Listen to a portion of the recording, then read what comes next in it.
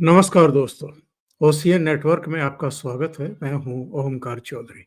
एक दिन पहले ही उत्तर प्रदेश के मुख्यमंत्री योगी आदित्यनाथ ने ये जानकारी दी है पूरे देशवासियों को, केवल उत्तर प्रदेश के नागरिकों को नहीं, कि महाकुंभ से अकेले उत्तर प्रदेश के खजाने में ही 3 से साढ़े 3 लाख करोड़ के आसपास जमा होने वाला है, आने वाला है। और इसमें से एक बड़ा हिस्सा तो ऑलरेडी आ भी चुका है। इसके अलावा एक फिगर और आ रही है, करीब 55 करोड़ के आसपास, 54-55 करोड़ के आसपास अब तक आस्था की डुबकी लगा चुके हैं लोग। और अगर देश भर में देखें, अलग-अलग राज्यों में देखें, सड़कों पर देखें तो जाम लगे हुए हैं, रेलवे स्टेशनों पर देखें तो ऐसे-ऐसे दृश्य सोशल मीडिया पर हैं, देख कर के आश्चर्य भी होता है, गुस्सा भी आता है। मिश्रित सा भाव है कि ऐसा भी क्या है कि हर एक पहुँचना चाहता है। एक अभी मैंने देखा था, ये मुज़फ्फरपुर का है। इसको मैं आपको प्ले भी करके दिखाता हूँ। 3-4 महिलाएँ जो इमरजेंसी विंडो होती है बोगी की, रेलवे बोगी की, वहाँ से एक दूसरे के सहारे धकेल-धकेल करके अंदर भेज रही हैं। और ये केवल महिलाएँ हैं सब, इसमें कोई पुरुष नहीं है। ये देखिए नीचे एक महिला खड़ी है और नीचे से वो इमरजेंसी विंडो से अंदर भेज रही है। मैं कोई इसलिए आपको ये नहीं दिखा रहा हूँ कि मैं इनके प्रति कोई विद्वेष की भावना रखता हूँ। हमारी सद्भावना है सबके लिए, लेकिन इसके लिए कि सब सुरक्षित तरीके से जाएँ, गंगा में, संगम में डुबकी लगाएँ और फिर सुरक्षित अपने घरों को लौट भी जाएँ। लेकिन जहाँ मैं इतनी सारी बातें बता रहा हूँ, एक और मैंने अभी देखा था, एक दादा हैं या नाना हैं और पोती को या नातिन को अपने कंधे पर बैठा कर के ले जा रहे हैं और वो उनके सिर को तबला बनाए हुए है। बहुत खुश दिखाई दे रही है। बहुत छोटी है, लेकिन ऐसे दृश्य क्या लालू यादव को, अखिलेश यादव को, मल्लिकार्जुन खड़गे को और दूसरे लोगों को दिखाई नहीं देते हैं? मैं कहूँगा कि दिखाई दे रहे हैं, इसीलिए ये बौखला गए हैं। इनको लग रहा है कि ये जो सनातनी करवट बदल रहे हैं, ये जो एकजुटता पूरे देश और दुनिया में दिखाई दे रही है, जिसकी दुनिया भर के देश और जो दुनिया भर के देशों से श्रद्धालु आ रहे हैं, वो मुक्त कंठ से प्रशंसा कर रहे हैं। साफ-सफाई की, सुरक्षा व्यवस्था की, तमाम जितनी भी व्यवस्थाएँ हो सकती हैं उनकी। एक सज्जन का तो मैं वीडियो देख रहा था जो कह रहे थे कि 2013 में भी आया था साहब मैं यहाँ। जो प्रयागराज की गलियाँ थी, वो बजबजाती हुई दिखाई दे रही थी, गंदगी थी चारों तरफ और आज हर आधे घंटे में टॉयलेट वगैरह भी साफ होते हैं और जो गंगा जी में थोड़ा बहुत गंदगी लोग छोड़ देते हैं, उसके लिए भी मशीनें लगाई हुई हैं, वो तुरंत साफ कर दी जाती हैं। मेरे साथ महाकुंभ से ही, प्रयागराज नगरी से ही अनुपम मिश्रा जी जुड़ रहे हैं। अनुपम जी को जोड़ करके ज़रा इस चर्चा को आगे बढ़ाते हैं। अनुपम जी, बहुत स्वागत है। नमस्कार। नमस्कार सर। अनुपम जी, आज भी मैं देख रहा था एक पोर्टल पर 92 लैक्स आज में डुबकी लगा चुके हैं और अभी तो 5 बजे हैं साहब। ये रात तक स्नान वहाँ चल रहा है। ज़ाहिर है, ये भी 1 करोड़ से अधिक पहुँच जाएगा, जबकि ये कोई स्नान का मुख्य दिन नहीं है। अब मुख्य दिन, अगर मैं गलत नहीं हूँ, तो 26 फरवरी को ही होगा, लेकिन रोज़ाना 1 करोड़ से अधिक लोगों की डुबकी और उस पर ये जो गिद्ध हैं, सियासी गिद्ध हैं, इनकी जो बयानबाज़ी है। अब करीब 55 करोड़ लोगों ने स्नान कर लिया है। ज़ाहिर है इतनी बड़ी संख्या में किसी शहर की तरफ लोग जाएँगे सड़क दुर्घटनाएं भी होंगी, रेलवे की दुर्घटनाएं भी होंगी, उनसे आप इनकार कर नहीं सकते। लेकिन इससे पता चलता है कि आप राजनीतिक रोटियां सेकना चाहते हैं या कोटि कोटि हिंदुओं के इस पर्व पर एक सकारात्मक दृष्टिकोण रखना चाहते हैं। जी। देखिए सर, आज अखिलेश यादव ने कहा है कि महाकुंभ जैसा कोई शब्द नहीं है और ये पैसे की बर्बादी है। यूपी सरकार पैसे की बर्बादी करना चाहती थी और महा बर्बादी करना चाहती थी, इसलिए उन्होंने महा आयोजन कर डाला। दूसरी तरफ हमारे योगी जी बता रहे हैं कि साहब 53 करोड़ लोग स्नान कर चुके हैं, 9 दिन का मेला बाकी है और 60 करोड़ अगर ये आंकड़ा पहुंच जाता है तो 3.25 लाख करोड़ से यूपी की जीडीपी बढ़ जाएगी। एक बात और कहते हैं योगी, कहते हैं अगर इन्होंने पहले भी आस्था को सम्मान दिया होता तो पहले भी अर्थव्यवस्था बढ़ सकती थी। आपने दिया ही नहीं साहब। मैं एक दोपहर का अखबार निकालता हूँ, प्रयागराज टाइम्स, देखिए इसकी आज ये हेडिंग है। जी अच्छा, हाँ। देखिए इंटरेस्टिंग बात यह है साहब कि 25 साल पहले जब मैंने इस अखबार का नाम प्रयागराज टाइम्स रखा था तो मुझे नहीं मालूम था ना कि मेरे शहर इलाहाबाद का नाम बदल के प्रयागराज हो जाएगा। तो आज एक वो जो लड़की जो मेरी टेक्निकल हेल्प है मेरे चैनल में, आज उसका फोन आया।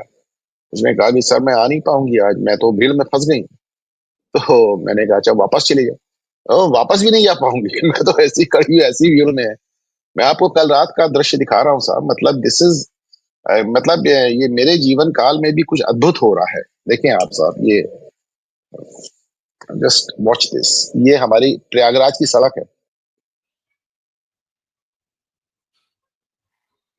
तो आप इतना जबरदस्त में और देखें, दो अनफॉर्चुनेट दुर्भाग्यपूर्ण वो भी हो गए, हादसे भी हो गए। पहले मौनी अमावस्या पे कुंभ में हो गया, फिर दिल्ली में हो गया परसों, आपने देखा। तो वो तमाम जिसको आप सियासी गिद्ध कहते हैं, जिसको आपने आज अपनी हेडिंग लगाई है सियासी गिद्ध, दे वे वेरी हैप्पी कि अब चलो साहब हादसा हो गया, अब तो कोई जाए वाएगा नहीं। लेकिन देखिए, भीड़ है कि रुकने का नाम ही नहीं ले रही है, श्रद्धा है कि रुकने का नाम ही नहीं ले रही है। तो अब ऐसे में फ्रस्ट्रेशन में अखिलेश यादव पहले कहते थे कि ट्रेनें खाली जा रही हैं, कुंभ पिट गया, अब कह रहे हैं ज्यादा लोग बुला लिए। अरे अपनी बात का तो मान रखिए साहब, अपनी बात का तो मान रखिए। तो उनके सांसद विधायक कह रहे हैं कि जो वहां पे डुबकी लगाएगा वो मर जाएगा, और खुद ही अखिलेश डुबकी लगा के चले गए। खड़गे कह रहे हैं कि कुंभ में जाके क्या मिलेगा, गरीबी दूर हो जाएगी, राहुल और प्रियंका आ रहे हैं डुबकी लगाने। अखिलेश यादव की पार्टी के सब सांसद सब विधायक गाली दे। वो देखिए अफजाल अंसारी, वो कभी कहते हैं कि बाबाओं को वहां बैठ के गांजा फूकना है, वहां पे गांजे की ट्रक भिजवा दिया जाए। अभी आपने सुना वो कह रहे थे इतने श्रद्धालु बैकुंठ में चले जाएंगे तो बैकुंठ फुल हो जाएगा। तो अंड बंड शंड, अच्छा चूंकि जब अखिलेश यादव खुद ही मठाधीश को माफिया बताएंगे तो उनका सांसद क्या कहेगा, यही तो कहेगा कि उटपटांग बातें वो कर रहे हैं सब। और दिक्कत ये है कि सबकी हालत खराब है साहब, ये हो क्या रहा है। अच्छा, हम लोग यहाँ प्रयागराज में रहते हैं और मैं आपको बताऊं ओंकार जी की हर साल माघ मेला होता है। तो 2023 में 9 करोड़ और 2024 में भी ऐसे 9-10 करोड़ लोगों ने डुबकी लगाई थी। तो 10 करोड़ आदमी तो हर साल यहाँ स्नान करके चला जाता है। तो हम लोगों को तो आदत है, उसके बाद हम हमारी आंखें फटी हुई कि साहब हो क्या रहा है। 10 करोड़ का फासला है, 10 करोड़ का जो आंकड़ा है वो 50 करोड़ क्रॉस कर गया है। तो एक तरफ परेशानी भी है और दूसरी तरफ दिक्कत भी है। और मेरे साथ एक पत्रकार बैठते हैं, सुनील कौशिक साहब, तो टीवी चैनल्स पे बैठते हैं। तो कल वो आए थे, परसों रात को, तो बता रहे थे कि साहब कैसे कैसे गाड़ी कैसे कैसे गांवों से होती हुई उनकी आई। और वो बता रहे थे कि जगह जगह जाम लग जा रहा था, लेकिन रास्ते में लोगों का बिहेवियर इतना अच्छा था। आपको बताऊं पूरे प्रयागराज में हर सड़क पे भंडारा चल रहा है। तो ये भी बड़ी बात है, मतलब जो जो शहर इस समय इतनी दिक्कतों से जूझ रहा है, छोटा शहर है साहब, तीन तरफ नदियां हैं और चौथी तरफ सेंट्रल एयर कमांड है। उधर भी बढ़ने नहीं देते, क्योंकि वायुसेना का अड्डा है। जो वायुसेना का अड्डा पहले नॉर्थ ईस्ट में हुआ करता था, लेकिन 1962 के वॉर के बाद इसको इलाहाबाद में रख दिया गया। लेकिन उस छोटे से शहर में इतनी दिक्कतें हो रही हैं, परंतु लोग उल्लासित भी हैं, उत्साहित भी हैं कि साहब भाई शहर में दुनिया के कोने कोने से लोग आ रहे हैं। और मेरे अपने चैनल घूमता आईना के जो व्यूअर्स हैं, रोज साहब ढेर सारे लोग मुझसे मिलने आते हैं। जो भी प्रयागराज जाता है वो मिलने आता है। और प्रयागराज भी आ रहे हैं, प्रयागराज से काशी भी जा रहे हैं, काशी से अयोध्या भी जा रहे हैं। तो ये जो 3.25 लाख करोड़ का आंकड़ा बताया, वो तो आप देखिए मेले को लेके है। और ये पूरे यूपी में बिल्कुल। आप देखें, काशी में, अयोध्या आप देखें। आपने देखा अयोध्या का जो जीएसटी है वो गाजियाबाद और नोएडा को क्रॉस कर गया। काशी का देख लीजिए जीएसटी। तो एक बड़ा भारी एक उत्सर्ग एक देखा जा रहा है। तो ये लोगों को परेशान कर रहा है, ये लोगों को डिस्टर्ब कर रहा है। और मेले पर इस कदर ऐसा जबरदस्त प्रहार चल रहा है, ऐसा प्रहार चल रहा है, जिसके जो मन में आ रहा है वो मेले को गाली दे रहा है। बस एक ले दे कि अब भागीरथ को गाली देना रह गया है, कि ना भागीरथ होते, ना गंगा आती, ना संगम होता, ना कुंभ होता, और ना हमको डर लगता। अब ये मेले में साहब तो साहब जिस तरह एक, जैसे मैं बार बार कहता हूँ, एक साथ खा रहे हैं, एक साथ सो रहे हैं, एक साथ बैठ रहे हैं, एक साथ नहा रहे हैं। करो आके कोई इसको कोई बताए इसमें कौन पिछड़ा है, कौन अगड़ा है, कौन दलित है, या कौन किस वर्ग का है। आप देखिए आके जरा बताएं। तो ये चीज देखिए, अगर राजनीतिक दृष्टि से देखें तो मुझे लगता है कि विपक्ष का परेशान होना जायज है। लेकिन परेशान होके वो कुंभ को लगातार निशाने पर लें, कुंभ को गालियां दें और हिंदुओं को गालियां दें और सनातन धर्म को गाली दें, तो ये बात थोड़ी सी अजीब लगती है कि ये कहाँ जा रही है बात। और मुझे लगता है कि इन सबसे बेहतर तो वो राहुल गांधी, जो कम से कम अभी डायरेक्टली तो नहीं बोल रहे हैं। जो कहना है खड़गे से कहला देते हैं। हाँ, लेकिन हाँ, डायरेक्टली तो नहीं बोल रहे हैं। अखिलेश यादव तो एक दिन में 3 बार कुंभ के खिलाफ बयान देते हैं। ऐसा कोई दिन नहीं जाता जब वो कुंभ को निशाने बना लेते। तो बड़ी अजीब सी स्थिति है। और ये जो अभी दो भगदड़ हुई, उनसे थोड़ा इन लोग को उत्साह बना था कि लगता है कि इससे माहौल उल्टा बन जाएगा। पर एक आदमी की कमी हो रही हो तो बताएं। ट्रेनें आज भी, अभी आपने दिखाया कि कैसे लोग खिड़कियों से घुस रहे हैं। ट्रेनें आज भी फुल चल रही हैं, प्रयागराज की सड़कें फुल हैं। यहाँ एक होटल नहीं मिल रहा है, एक कमरा नहीं मिल रहा है, एक टेंट नहीं मिल रहा है। जबकि आप सोचे कि अ, बसंत पंचमी के बाद और फाइनली माघी पूर्णिमा के बाद, मतलब अखाड़े पहले चले गए थे, कल्पवासी भी चले गए माघी पूर्णिमा के बाद। तो अब तो सिर्फ एक स्नान बचा है महाशिवरात्रि का 26 को। तो न कल्पवासी बचे, न अखाड़े बचे, और एक के अलावा कोई पर्व नहीं है। पर लोगों का सिलसिला साहब खत्म ही नहीं हो रहा है। और सिर्फ अनुपम जी। देश के कोने कोने से नहीं साहब, दुनिया के कोने कोने से। जी हाँ, जी हाँ। अनुपम जी, ये समझाइए, चूंकि आपने अतीत के भी तमाम कुंभ देखे हैं, व्यवस्थाएं भी देखी हैं, अलग अलग सरकार के समय कैसी व्यवस्थाएं थी। इस बार ऐसा क्या हुआ है? इस बार ऐसा क्या हुआ है? कुछ ऐसा हुआ नहीं है। देखिए ऐसा होता है कि आ, योगी आदित्यनाथ अकेले उन्होंने सब अंतर डाला है। देखिए क्या है कि आमतौर पे क्या होता है, मुख्यमंत्री किसी ना किसी मंत्री को इसका इंचार्ज बना देता है और ठीक है, करा लेना मेला। आजम खान के भरोसे छोड़ दिया था 2013 का खुद अखिलेश यादव ने। यहाँ तो योगी ने इसको इतना पर्सनल इशू बनाया कि हम लोग यहाँ पे मजाक करते थे कि योगी जी बीच बीच में लखनऊ चले जाते हैं, ज्यादातर समय तो प्रयागराज ही रहते हैं।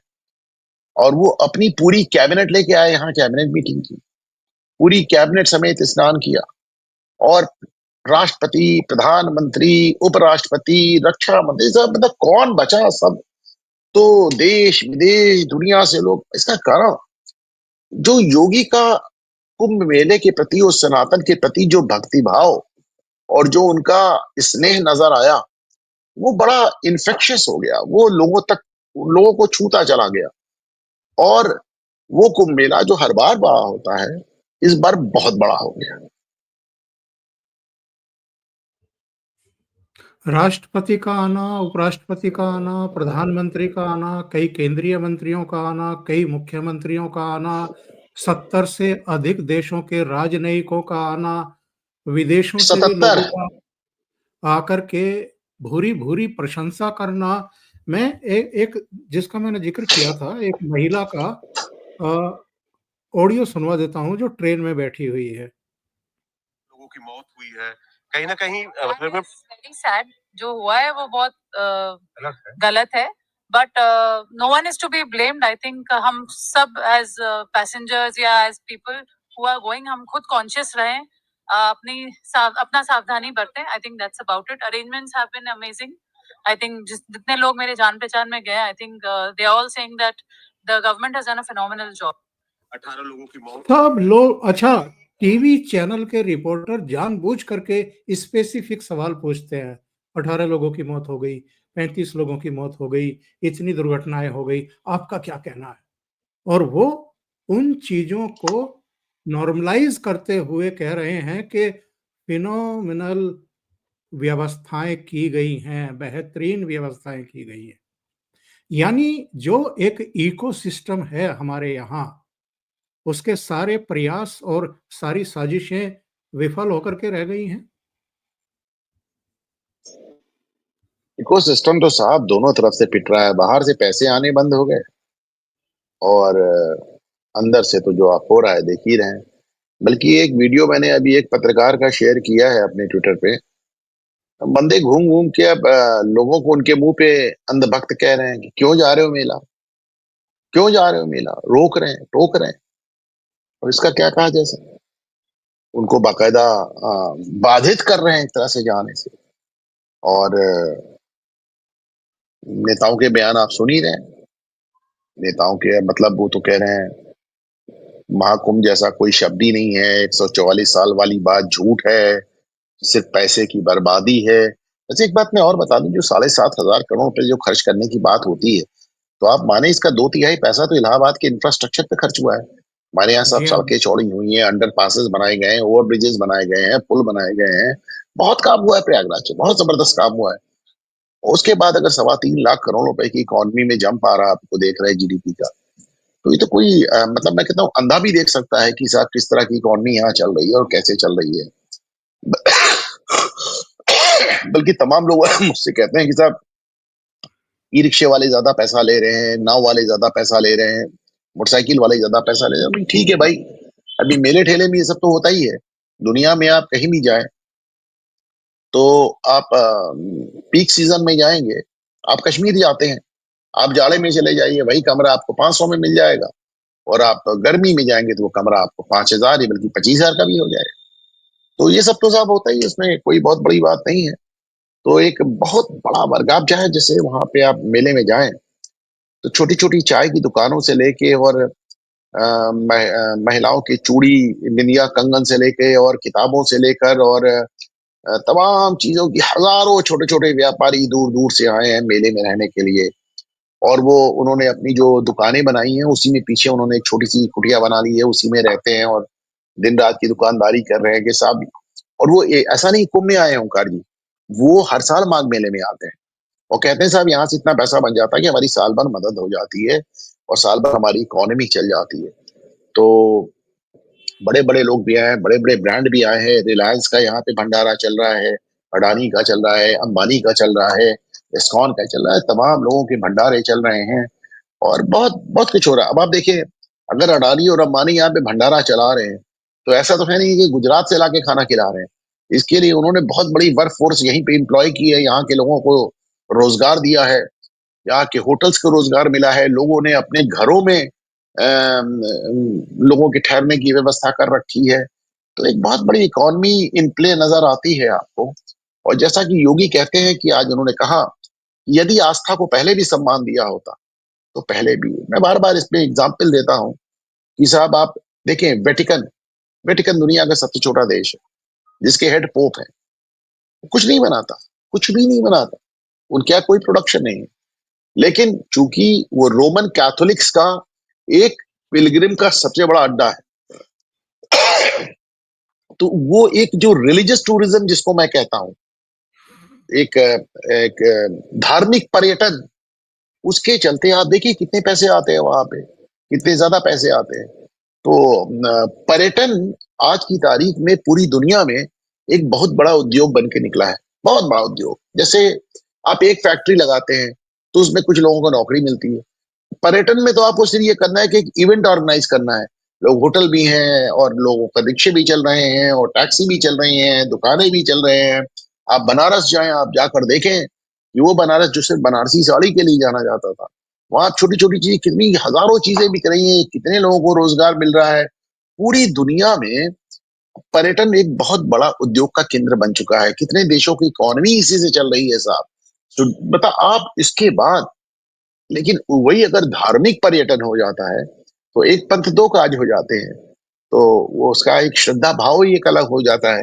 तो कभी कभी जैसे आपने कहा कि एक नाराजगी भी होती है कि भाई ऐसे बिना टिकट कैसे कूद के जा रहे हो, कितना गलत बात है, वास्तव में गलत है। और दूसरी तरफ भाई उनके अब श्रद्धा भाव को भी देखकर अब ऐसी श्रद्धा के आगे से नतमस्तक हुआ जा सकता है ओंकार सर, और क्या हुआ जाए। अभी तक तो ये रो चीख रहे थे अपने अखिलेश बाबू, ये लालू यादव को क्या हुआ? नवंबर में चुनाव है जाकर के बिहार में, उनको लगता है कि केवल उत्तर प्रदेश तक ये वेव्स सीमित रहने वाली नहीं हैं, ये तो बिहार से भी रेले आ रहे हैं। और मुजफ्फरपुर का अभी मैंने दिखाया महिलाओं का इमरजेंसी विंडो में किस तरीके से महिलाओं को ठेल करके अंदर किया जा रहा है।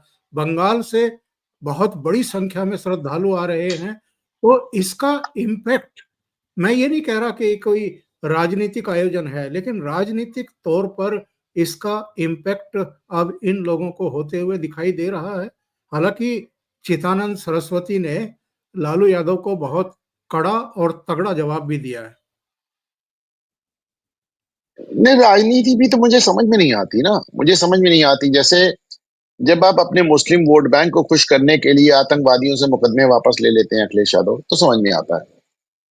जब आप अपने मुस्लिम वोट बैंक को खुश करने के लिए तस्लीमुद्दीन जैसे आदमी को देश के गृह राज्य मंत्री बनाते हैं लालू यादव, तो समझ में आता है। जब आप अपने मुस्लिम वोट बैंक को खुश करने के लिए अतीक अहमद और शहाबुद्दीन और मुख्तार अंसारी जैसे लोगों को पालते हैं, तो समझ में आता है। लेकिन अपने मुस्लिम वोट बैंक को खुश करने के लिए आप सनातन को गाली देते हैं, तो ये मुझको तो राजनीति के तौर पे भी ये बात जरा कम समझ में आती है। और लालू यादव को तो मेरी और भी समझ के बाहर है साहब। एक आदमी जो कि स्वास्थ्य के आधार पर, याद रखें जब भी लालू यादव की बात करें तो याद रखिएगा वो आरोपी नहीं है, वो सजा याफ्ता है, उन पे आरोप नहीं है। इस देश की एक संवैधानिक अदालत ने उनको जानवरों का चारा चुराने का दोषी सिद्ध किया है, सिद्ध पाया है। और वो स्वास्थ्य आधार पर बेल लेकर जमानत पर बाहर है। और मैं ये कर दूंगा और मैं वो कर दूंगा, मैं सरकार बना दूंगा, मैं सरकार गिरा दूंगा। लालू यादव का भी ये है कि उनका समय गुजर गया, पर उनका वो मानने को वो तैयार नहीं है और वो भी उसी अंदाज में बात करते रहते हैं। घोड़ी से नीचे उतरने को तैयार नहीं है शरद पवार की घोड़ी तरह। से नीचे उतरने को तैयार नहीं है।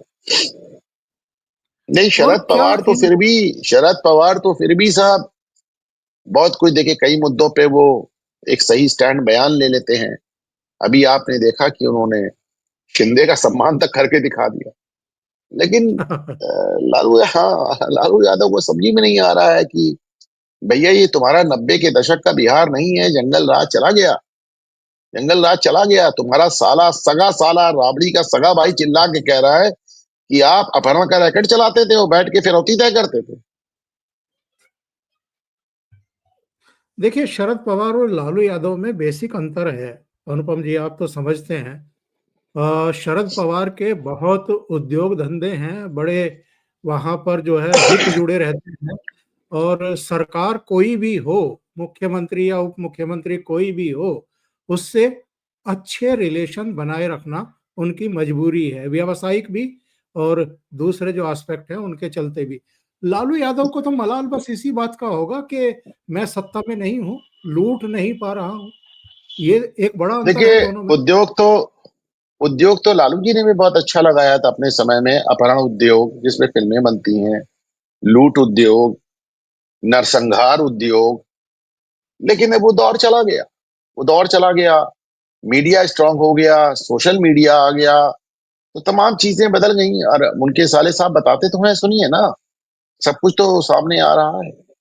और लेकिन ये है कि आ, अब वही जैसे आप कह रहे हैं, घोड़ी से उतरने को तैयार नहीं है, मान लीजिए, या फिर चूंकि उन्होंने एक कोई इतना अच्छा समय देखा है कि जो चाहते थे, जैसे चाहते थे वैसे करते थे। बेटी की शादी में गाड़ियों के शोरूम रात को तोड़ के सारी गाड़ियां उठा ली जाती थी, बारातियों में बांट दी जाती थी। वो समय भी जी। उन्होंने देखा है। और ये सब इसके चलते अब उनका ख्वाब जो है अभी तक टूट नहीं रहा है। क्या कहा जाए? अनुपम जी, बहुत-बहुत धन्यवाद, इतना समय निकाला आपने और व्यस्त समय में से निकाला। कुछ मित्र आपके साथ बैठे हुए हैं, उनको मेरा भी नमस्कार बोलिएगा, विघ्नेश और दूसरे लोग आए हुए हैं, सभी को नमस्कार, आपको भी नमस्कार। और दर्शकों से एक निवेदन है कि अ, अगर आपको ये वीडियो, ये प्रोग्राम अच्छा लग रहा है, तो आप लाइक ज़रूर करें, फॉरवर्ड ज़रूर करें, सब्सक्राइब भी करें और अनुपम जी का जो घूमता आईना है, उसको भी सब्सक्राइब करें और शाम को लाइव जाते हैं, तो लाइव भी ज़रूर देखें। बहुत-बहुत धन्यवाद Anupam ji. Thank you so much. नमस्कार। Thank you sir, thank you so much.